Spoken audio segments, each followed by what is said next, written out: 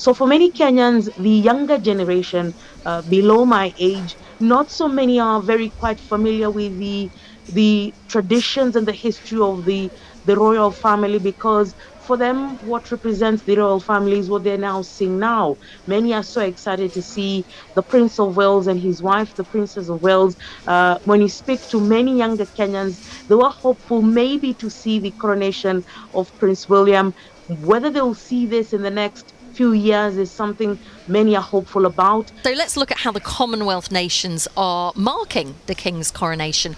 Joining us now are journalist Dr. James Knight, who's in Antigua, Leiah Mohamed in Kenya, and Amrit Dillon is a journalist speaking to us from Delhi. Well, let's begin in Antigua. James, first of all, what's the view from there? Is there enthusiasm about the day's events? There is absolutely none. This is not None? like no. Of course, the Governor General, he and his wife, the Prime Minister and his wife, and other functionaries of the government have traveled for the coronation, as is diplomatically correct, I suppose. And that is just about it. It's in the news that they have gone. I don't know if they had not gone, if it would have made much difference, actually.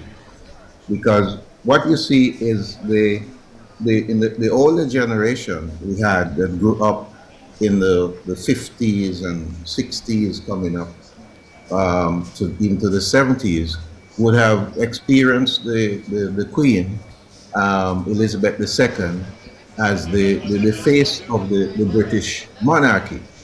And, regardless what she may have had in her mind, what she would have thought about the people who were formerly enslaved or the people around the world who were colonized, she carried herself with a certain grace, and she was, a good-looking woman, very fancifully dressed and so forth, and exuded a certain charm for 7 decades.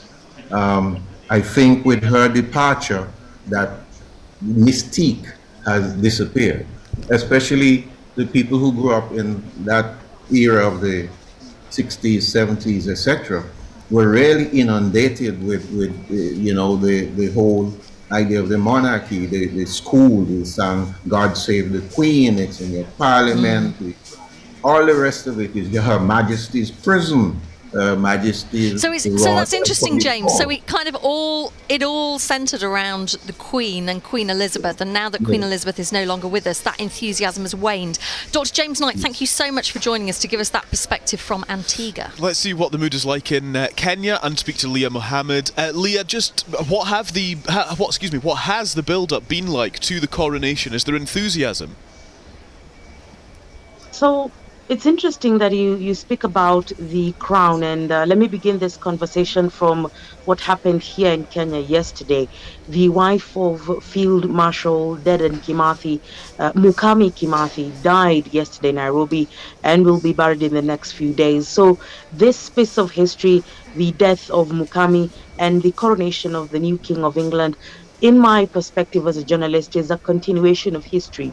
These two bits of history are connected because Field Marshal Kimathi was one of the last generals to be executed in Kenya during the British colonial reign here in the country, and that was during the reign of King Elizabeth. Then now we are looking forward to a new dispensation, not only in the United Kingdom, but also looking into Charles, the new King of England, the relationship between Kenya and the United Kingdom in terms of how we are moving forward into the 21st century. Like many other world leaders, President William Ruto will be joining the Commonwealth population in the United Kingdom for this coronation. He left Kenya on Friday evening and should be somewhere within Westminster Abbey as we speak. So for many Kenyans, the younger generation below my age, not so many are very quite familiar with the traditions and the history of the royal family, because for them, what represents the royal family is what they're now seeing now. Many are so excited to see the Prince of Wales and his wife, the Princess of Wales. When you speak to many younger Kenyans, they were hopeful maybe to see the coronation of Prince William. Whether they'll see this in the next few years is something many are hopeful about.